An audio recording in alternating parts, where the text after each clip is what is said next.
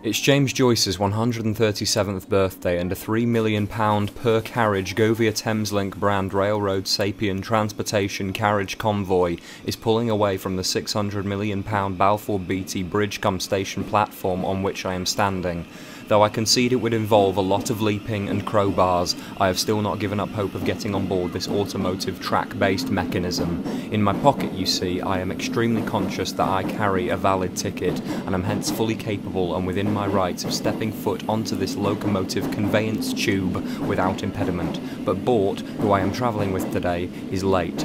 I have only now given up hope of getting on board. Bort arrives 5 minutes later, and waiting for the next train, I share with him some of my careful, hard-won observations about contemporary London architecture. This new cuboid one, this new glass cuboid they've put up.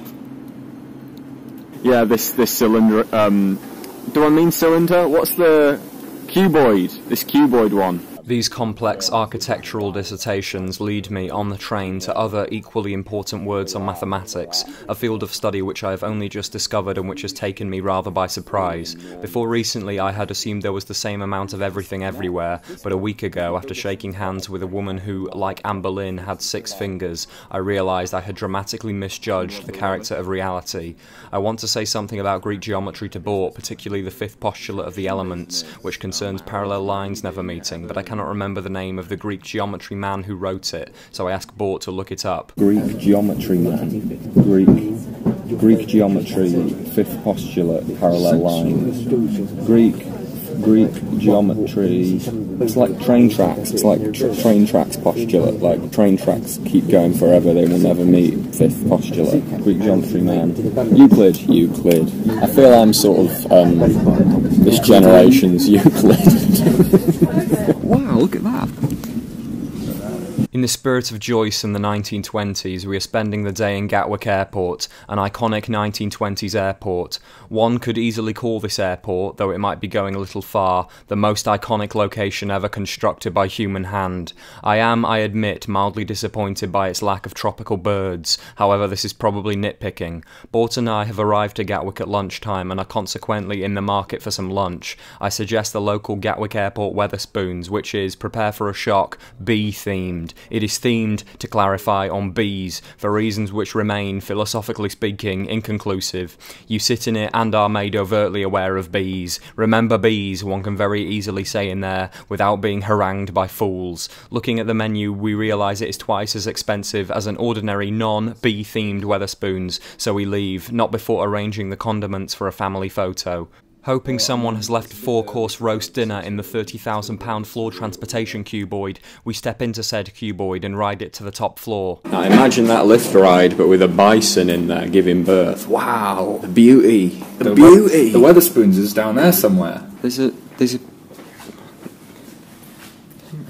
through here. Oh, yeah. The top floor is a confusing place, so we go down again in the transport cuboid, or possibly up, or... Wait, we've just come from 3. No, we've come from 8. No, but... What? In the stairwell, which we are using to avoid the pesky cuboids, Bort spots this. We've never seen a man who's so like me. Half an hour of stairs later, about a yard from the Wetherspoons where we started, Bort and I line up to purchase 2 identical paninis from Cafe Nero. We eat them moving because there aren't any places to sit in Gatwick, which is probably intentional, in light of these recent studies which claim that in the presence of chairs and other such sitting widgets, humans become far more likely to sit and hence, the studies argue, squander their duties of heroism and glory. We then go to the top of a £10,000 per space concrete automobile deposit to watch the £100 to £300 million flying machines flying. Although I am excited by these newfangled sky widgets, I hide it to maintain my image as a passive observer of human progress. Go! Yes! Yes! Yes! The beauty of the universe!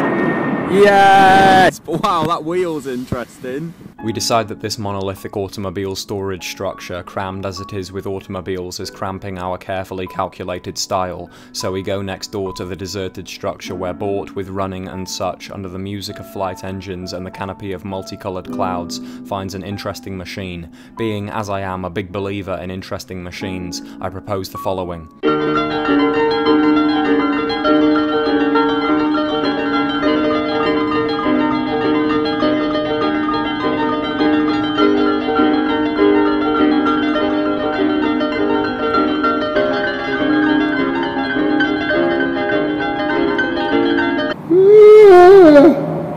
Having sated ourselves on the carefree pleasures of youth, we trounce around the lost property area reading the often quite confusing signs which people seem to leave one another round these parts. Then we go to arrivals on the recommendation of Richard Curtis in the opening monologue of his 2003 film Love Actually, where he claims that loitering round airport arrivals, staring like this, confirms in any decent human heart the victory of love in the universe. It is, of course, 100% accurate. As you watch this footage, viewer, I invite you to join me in feeling all your cynicism and despair for humanity melt away under these astounding images of love and human togetherness. Ask yourself how hatred and greed can even be relevant in a world where people arrive so movingly at Gatwick. Bort and I travel from the south to the north terminal on the automated People Mover, another triumph of modern life whose engineering costs are remarkably well hidden on the internet, but probably amount to more than £500 million.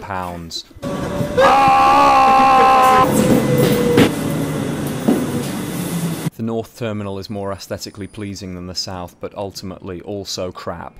It's one of those painstakingly neutral, obsessive, anti-natural constructions which has come to stand for a vague popular conception of utopian sci-fi futurity, but which in truth possesses a minuscule chance of actually reaching our grandchildren without looking like crap.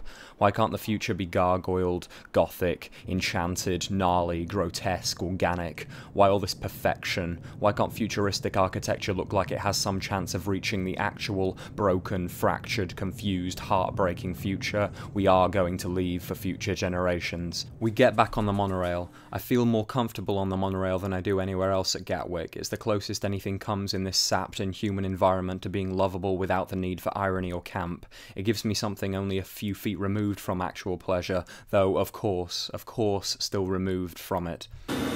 Stay.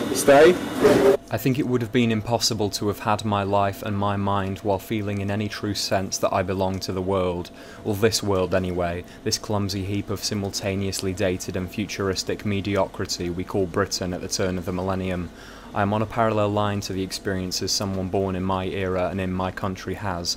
I will never meet these experiences. I will never live any moment of my own life. I am always going to be stuck in the life next door. All the trivial conditions which give a place and period music and colour, these streets and skies and clothes and windows, they have nothing to do with me.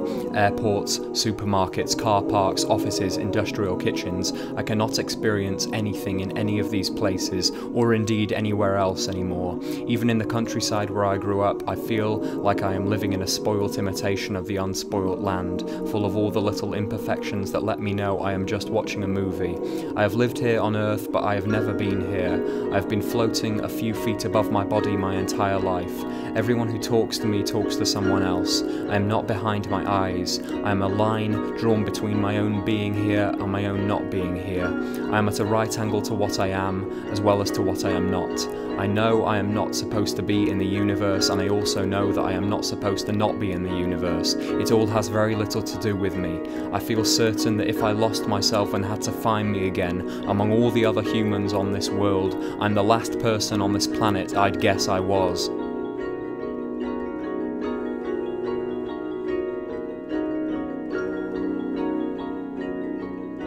We head home. On the way we see a toy rat and some assorted spread jars in a tree. Then we snack. We are exhausted. The next day is Sunday. I make up a kettle. I am nervous. This evening I have a date with a German ballerina turned filmmaker turned stand-up comedian, which sounds amazing but won't be. This date will occupy my mind all day, then go extremely badly. I have not had enough dates in my life to stop all my dates from being extremely bad dates. I understand that this attitude is not necessarily conducive to dating success, but it gives me a nice emotional safety net. I make a cafetiere, eat a bowl of cereal, and, over coffee, text my date to work out exactly when and where we're going to meet. I suggest Picture House Central in Piccadilly and she agrees. She suggests 6 p.m, and I agree. On my way down Herrick Street to St Matthew's, Westminster, I find this £10 note on the floor. I pretend to look around for its owner, then put it in my pocket, planning to spend it on my date tonight. On the walk up to St Matthew's, however, with dubious morality, I decide to put the tenner in the church collection plate, where it will probably go on candles or booze. After church I shave for the date, though I probably look a little better with the beard, at least according to 72.4% of my female friends. I think a clean-shaven version of myself looks less suspicious. I think beardless men are, on average, less likely to be mauled by furious buffalo. I don't know about you, but when I imagine a man being mauled by angry beasts, I invariably picture him with a beard. I comb my hair back with a comb I found on the road a few weeks ago. I haven't had a comb in years, and now that I'm back on the comb wagon, I fear I may be going mad with power. I wish I could make my head look good with slicked back 1920s James Joyce hair, but I fear it doesn't. My hairline is too receding. I look weirdly bald. I'm not sure what I want out of my hair. Ideally, I think I would go for a sort of Frozen explosion look. During the date, I am forced to cast frequent suspicious glances at the crowds congregating in Piccadilly, who I fear may be conspiring to destroy me with buffalo. I use all of my date's trips to the bathroom as an opportunity for enormous grimacing. The date is going badly, but going badly in quite a gentle and humorous way. As things that go badly go, it is going well. On my walk home down Parliament Street, I start to feel quite good, then better, and a little better still. With every passing street light, I feel a little better, till I'm actually feeling unambiguously good. Not about the date, obviously, but about being born. I run home down Millbank through a bunch of leaves, screaming, "Defy me if you can, O ye leaves," while listening to Mozart's second string quintet in C and reading Thus Spoke Zarathustra. I begin the next day by putting on a long overdue wash. I then spend more or less the whole morning reading the end of Anna Karenina Part 4. If the story finished here, which I wish it did, it would be a comedy. It contains sentences like, "His eyes glistened over with tears," which I find very moving. I then go to meet Bort at Bloomsbury Coffee House, an establishment I keep meaning to become a regular at, but never seem to be able to find at lunchtime, only when I don't need to be there. Bort speaks to me about the new job his dad nepotismed him into, which is not, he explains, a good job, but which, he explains, leads to a hypothetically good job. It is in advertising or marketing or PR or something like that. Neither Bort or I know enough about real life to speak with confidence about real life. Neither of us seem to know what on earth real life has to do with our real lives. I can't imagine either of us ever knowing what the initials APR stand for.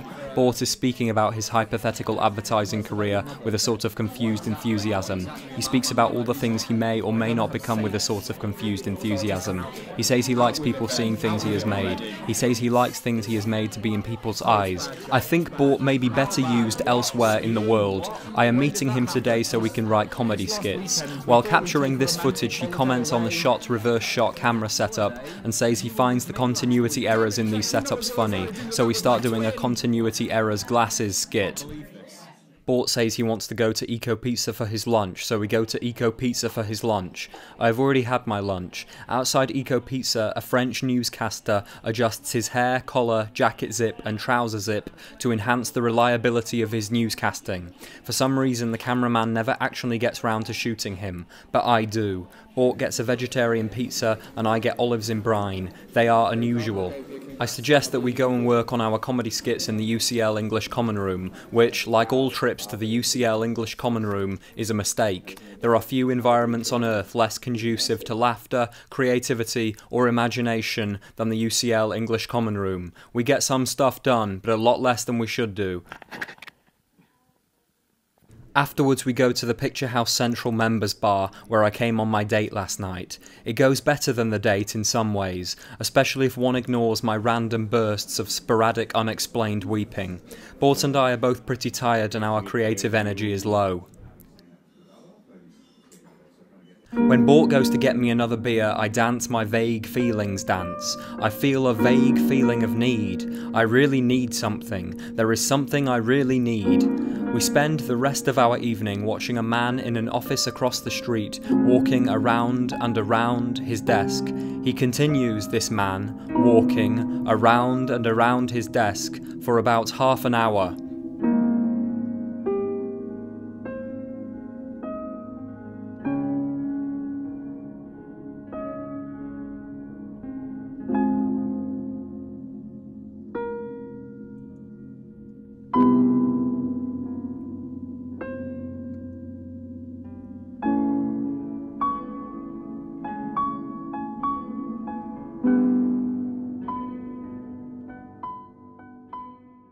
The following morning I start part 5 of Anna Karenina, then go for a walk. It turns into one of those strange, uncomfortable walks I only started having once I moved to London. Walks where the pavement under your feet seems determined to frustrate and stifle your non-existent power to have a reason for being where you are or going where you are going. You walk between nowhere and never arrive. You travel between places that look and feel real, but you never set foot in any of them. You are the cement of non-existence gluing together the bricks of a reality you cannot have a relationship with.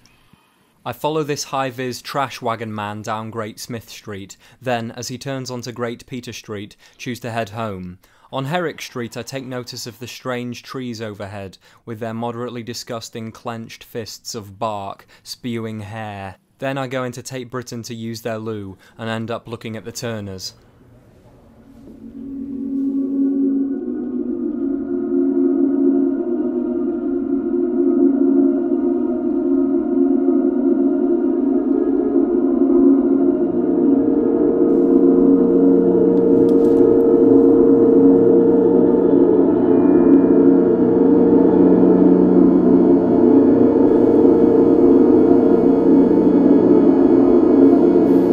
Upon leaving, I end up looking at this. When I get home and look at the copyright situation with regard to filming those Turners, I find out that the website Flickr, which I have been using as online storage space due to its terabyte of free data, has come under new management and has deleted thousands and thousands of my old photos. I am trying to recover them from my old computer and failing. In a weird, sadistic move, Flickr is showing me the photos it has deleted without letting me access them. These photos are among the few genuinely precious, magical things I have managed to retch out of my unwieldy life, things which miraculously drag peace and reassurance out of the lazy, messy, sinful, directionless years I have lived and go on living. When I look at these often sweet, often painful memories locked inside their rectangles, they are somehow all reconciled and fulfilled and saved. They are beautiful, and I love them, and I might be looking at them for the last time. I am reminded that I am disappearing along with all I will ever love, faster than I will ever realise. The quantities of there which I will fail to be will fall short of the shallowest waters of my emptiest, blackest dreams. All the photos I take, all the words I write, all the music I compose, along with this and every other film I intend to make in my life will vanish utterly. They cannot be saved. Loss will slowly conquer the universe, speck by speck, until there is only loss left, which, with nothing left to lose, will itself be lost. I spend the whole next day in this room, trying to salvage all the photos I can from my old computer. It's a sad job, one that requires I steal this woman's lunch. No dis! What is the appropriate reaction to this tide of unstoppable loss? What can one do knowing it is there but not knowing what it is? Can any human being understand just how much they have left to lose? We may think life is just some spark of refined mammal instincts in a well of infinite silence, but what if we ourselves are infinite in ways we are incapable of noticing?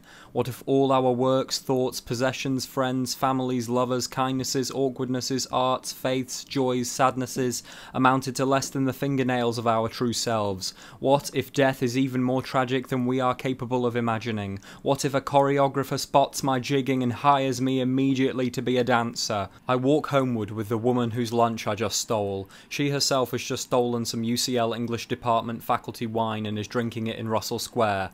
We walk down Chancery Lane, past this tarped scaffolding and these objects and these clothes.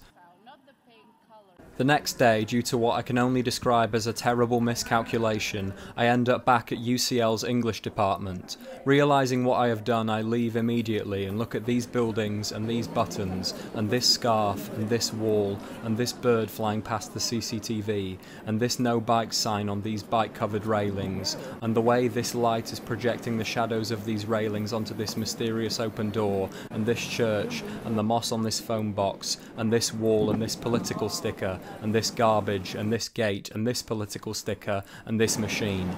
I am walking towards a location which I now claim to frequent, Bloomsbury Coffee House, to meet the woman whose lunch I stole yesterday. I sit opposite her and upload all the footage you've just watched to my computer. She tells me that in my last film I used the word I a lot. She says that I am being a typical white male writer. She compares me to Woody Allen. I wish she said I was being a typical white male writer then compared me to James Joyce, but this is probably a very Woody Allen thing to say. In this film I have used the word I 155 times.